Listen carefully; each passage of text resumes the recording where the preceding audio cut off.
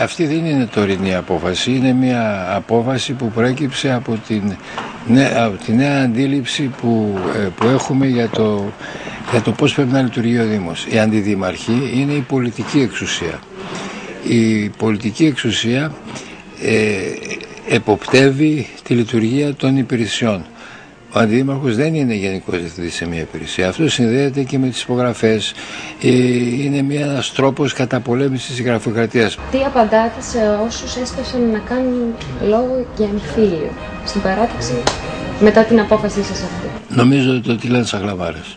Εμφύλιος δεν υπάρχει.